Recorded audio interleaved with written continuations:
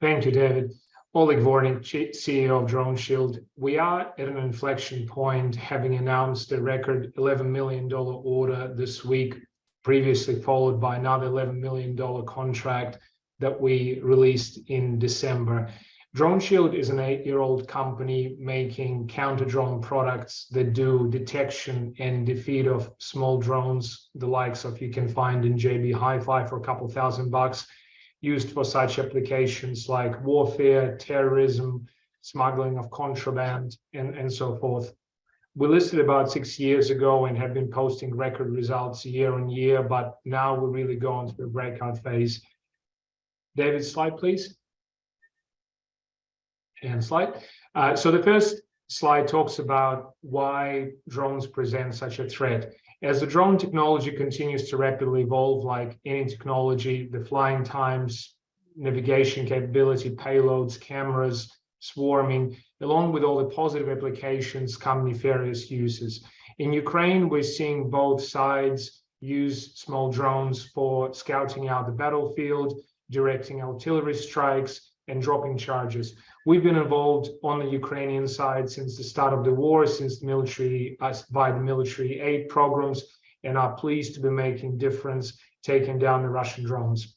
Intelligence gathering is another big item, so similar how you might use it in war zone, in a more civilian setting, in a corporate scenario, you might have corporate espionage, surveillance, etc. Nuisance. As you might have seen, Gatwick Airport was shut down in December 2018 with a couple drones flying around, stopping all traffic. The reason why all flights need to stop when a drone is detected around airport is if a drone gets ingested by the plane engine, that can burn down the engine and take down the airliner. So today it's a significant threat, and we've been making steady progress in deploying at airports, including our very first US airport in late last year. Cyber and ransom attacks. So cyber gets a lot of publicity these days. Drones can be used for cyber attacks, for example, landing on control decks of ships and using proximity to hack into the controls and demanding ransom, or otherwise the direction be to run the ship onto the ground, for example. Slide, please. 3 streams to our business. The core stream is our counter-drone work, where we are pioneer and the global leader in this rapidly emerging space, both hardware sales and the SaaS subscriptions. So as you buy most of our products, with them come trailing software subscriptions. As new drone types emerge, we issue software updates to the software engines that run on those devices. And while SaaS is a relatively small part of our total revenue, it was approximately 5% in 2021, and we're about to release our 2022 results. We run on December year end. As I think about our next 5-year plan, we hope that close to half of total revenues will be eventually derived via the SaaS. The next adjacent field is artificial intelligence in electronic warfare. So that can be seen as very similar to counter-drone, looking for never seen before signals in the radio frequency space. We are currently doing a $3.8 million contract with the Australian Department of Defence and expecting a follow-up larger contract in the near term, as well as similar work in the US. And lastly, we're doing artificial intelligence work in the computer vision, where we just finished an $800,000 contract with the Australian Department of Defence, essentially using a camera to track complex objects using our computer vision technology. And we expect that to lead to another contract, but also we're embedding it in our core counter-drone products. Slide, please. 3 steps to the counter-drone system. First one is detection. It's often very difficult to detect a quiet small drone, especially at night. Our systems are able to provide reliable detection multiple kilometers away, and you can daisy chain the sensors to have very wide area surveillance, such as border. Assessment is usually the next step, where you want to make sure you understand where the drone is, where the pilot is, and we're able to provide that information in real time, as you're seeing on a screenshot in the middle on the top. And then response is then the last step. So sometimes you may want to take the drone down, maybe if you are in a war, for example, and we give safe defeat option via smart jamming, where you're disorienting the drone using our jammers, handhelds, vehicle-based or fixed site systems, and then taking the drone down or swarm of drones down without damaging the drones. Or sometimes you may wish to not take the drone down, like for example with our prison customers, and instead we can report in real-time location of the drone pilot and also track and identify who picks up the package and apprehend the participants and conduct investigation and solve the issue. Slide, David. The way we see our company is an AI, artificial intelligence platform for protection against drones. This is because while we do hardware as our core offering, with all of the hardware, or with almost all of our hardware, come that SaaS subscription running on AI engine, and that's where the real smarts are. So we develop and market and manufacture both our hardware and software, but the real brains and the real money in the long term is in the software running on our devices. The second item is leverage to the global defense and security sector. The unfortunate truth is that we're living in an increasingly uncertain world. People are realizing that wars are a thing, as underscored by Ukraine and also previously by, I guess, lesser prominence conflicts like in Armenia, Azerbaijan, and Syria, in the Middle East, and our products and drone threats been prevalent in a lot of those places.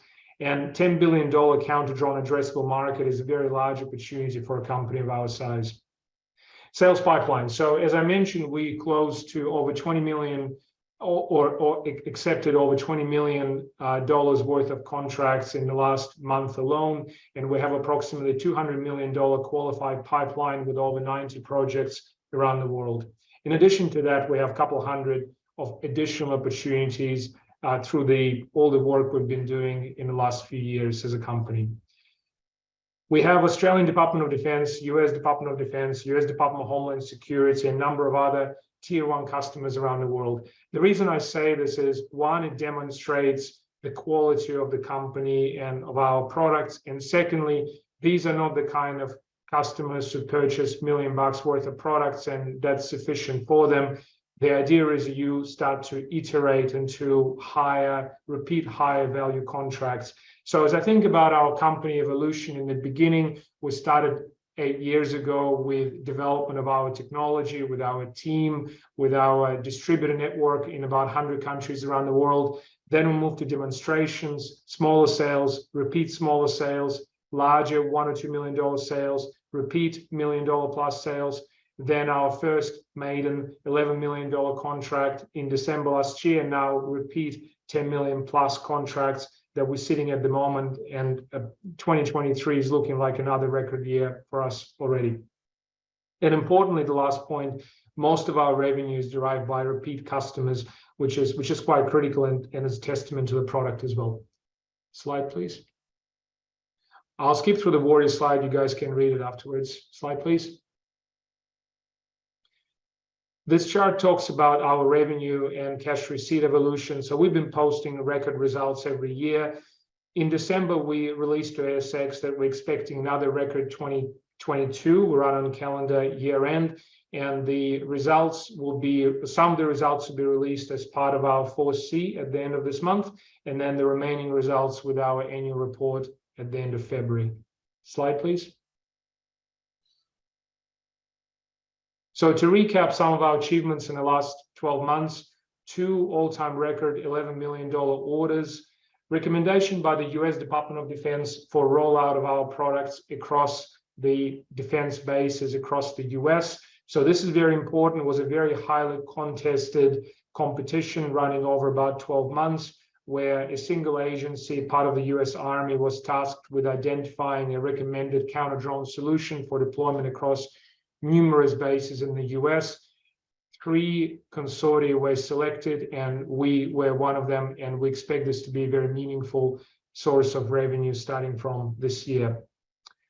First US airport deployment, as I mentioned, and in the US you have over 10,000 airports, so we believe that this would be the first step towards falling dominoes as we do more airports in the US, but also elsewhere globally. And we already have a couple other airports around the world where we're deployed.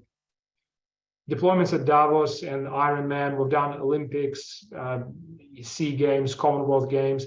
To be frank, those high-profile events are not incredible money spinners, but they provide really good publicity and awareness for our customers. Most recently, we've been reported in early January, about a week ago, using our Brazilian's presidential security using our drone gun system to protect against drones infiltrating the presidential inauguration in Brazil and successfully taking down those drones. So that's really priced as publicity. Numerous $1 million+ deployments with various government customers. Government customers are notoriously difficult to break into. It can take several years, and we're now at the point where all the hard work is done. And the great thing about dealing with those people is because it's so difficult to break in, they're also incredibly sticky, meaning once you have them, so long as you continue meeting their requirements, you more or less have them for life. So we're excited to continue working with those customers to be getting repeat orders. So when I think about repeat revenues in the DroneShield context, it's essentially two things. One, repeat orders with the same customer, and two, the software service subscription.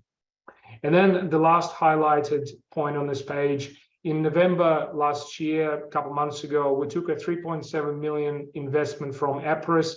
Epirus is a US defense technology unicorn focused on high-powered microwaves doing hard defeat of drones. So frying electric circuits inside the drone are what's known as hard defeat in the industry. We're very complementary, where we provide detection and jamming known as soft defeat.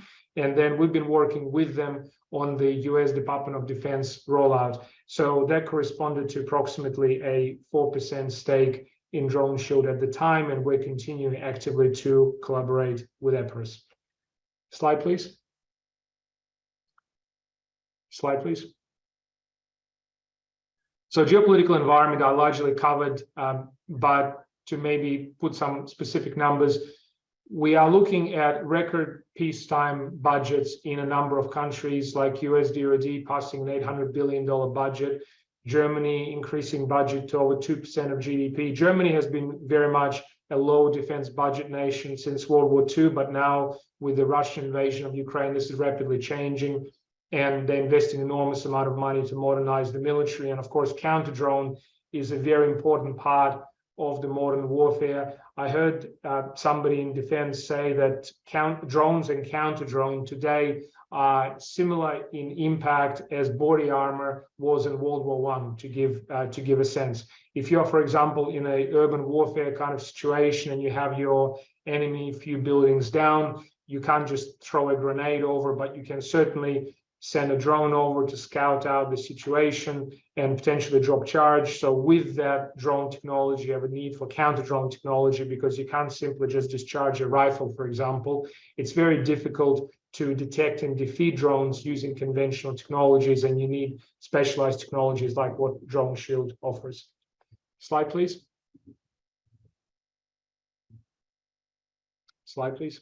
Thank you. So in addition to the military, there are significant non-defense applications for what we do, such as protection of government facilities. So I mentioned the presidential inauguration in Brazil, for example.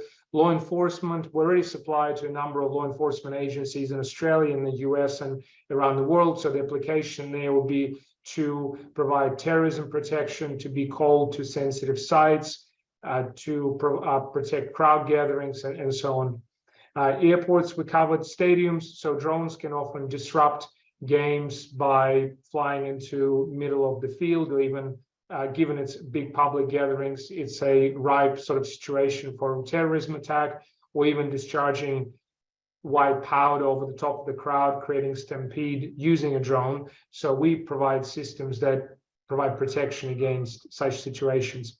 Energy production, so we already started supplying to critical infrastructure, and you guys might have already seen that in Australia there was a bill passed by the parliament last year requiring critical infrastructure owners to be very careful with making sure that they assess all different types of threats that might be facing their facilities. So if you look at these big cooling stacks in the image, if you are, say, a terrorist or a Greenpeace activist or similar, you might be taking a drone, even without payload, flying it over such cooling stack, dropping it down. You have to shut down the whole power station for potentially weeks, conduct investigation. You have enormous amount of cost, damage, and so on. So nuclear, but also more conventional infrastructure and energy production owners are very mindful of the counter-drone threats. High-profile events, so we've done Olympics, Com Games, etc. in the past, as I mentioned, not huge money spinner, but great for marketing. And then probably I'll skip through over the next couple, but correctional facilities. So prisons developed very good way of stopping people infiltrating via the ground, but they're essentially defenseless from air. So starting from several years ago, criminals been delivering contraband, think cell phones, escape kits, cigarettes, weapons, right into the inmate cell windows using drones. So it's a very, very significant need for prisons. It's a $10 billion addressable market today across all different types of facilities. Slide, please. And slide. This is the last slide I'll present to. There are a number of other slides in the pack. 3 different families of products that we offer, being dismounted products, the drone guns that you would basically point at a drone, you press the trigger, it sends radio frequency signal which overwhelms the drone safely lands. Our Patrol is the companion device which enables you to detect such drone first before you take it down. Then the next family is our Drone Sentry X, which is vehicle, ship, or fixed site based combined detection and defeat device. And then lastly, Drone Sentry, the base protection device using different types of sensors like radio frequency, radars, cameras, and then the jammers for the defeat that you would put around a sensitive site to provide a bubble of protection around it. So what's on the left in orange is our hardware, and inside the hardware sits the software like our subscription-based RF engines, the command and control systems, and the DroneOpt ID, which is our camera-focused software. So maybe just to clarify also on the IP, aside from the hardware of the cameras and the radars, which plenty of people do, everything else you see on the slide is 100% created by DroneShield. We have a team of about 40 engineers, 60 people altogether, 15 in Sydney and 10 in the US. And all of the IP belongs to us. We're not relying on any third-party IP. That in turn means that our products are unique, highly differentiated, and we're able to charge very high margins for the products that we sell, now in increasing quantities. I'll stop there and take questions, David.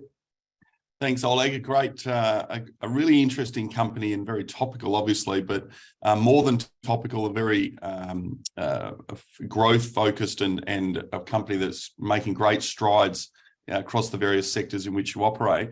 A couple of questions, because we're a bit tight for time. A couple of questions. There's a lot of opportunity and the pipeline is massive. How do you scale up to meet that demand? We have our own production facility in Sydney, as well as 2 outsourced production facilities over the top of that. We spent a lot of time making sure we're scalable through both how we build, meaning we have a number of supply chain partners, so people that do stuff that we do not do ourselves, like CNC machining, metal bending, cable looming. And then when parts that are designed to our specifications arrive to our manufacturing or assembly facilities, putting it together is a relatively simple and very scalable task. And then we also put a lot of effort into our software deployment and make sure that we can deploy at scale. The last thing to say is that our products are not cheap. So the cheapest product we offer is in tens of thousands of dollars. And then the next step up in terms of pricing is in hundreds of thousands. And then our fixed site systems are close to $1 million each. So you're not talking thousands upon thousands of products needing to be made before we're talking very serious revenue. And last question, competition. When the prize is so big, how competitive is the landscape and what's your competitive advantage? When we started 8 years ago, there was virtually no competition. Now the market is running red hot. We're seeing competitors emerge in a number of places. We, of course, have an enormous head start by having had a lot of time to develop the products, develop the pipeline, like I was saying, having penetrated those government channels. That takes an enormous amount of time, and then mature the opportunities. Government defense sector is not the kind of sector like consumer where you can just turn up and start selling. It's not that easy to quickly disrupt. So we have a very significant, I guess, head start. then we're seeing, I guess, a lot of our competitors do what's easier. There might be a single product company focused on single geography. We have made a choice to cover all the different types of counter-drone products: detection, defeat, handhelds, vehicle, fixed-site systems. And the last thing to say is that the counter-drone market is becoming really big, meaning I actually personally welcome competition. I think of it a bit like high-end dining, right? You don't mind if there are other high-end restaurants around you. In fact, it promotes the market and increases customer expectations and generally improves the industry. So long as you're in top 3 or top 5, which we certainly are anywhere around the world, there's still more than plenty of business for us. Thanks, Oleg. An interesting company that has great growth potential, playing in a big market, a big prize, already with strong relationships and contracts in place that will form a great foundation moving forward. So, Oleg, thanks for your time, and clearly DroneShield, a company to watch. Thank you, David.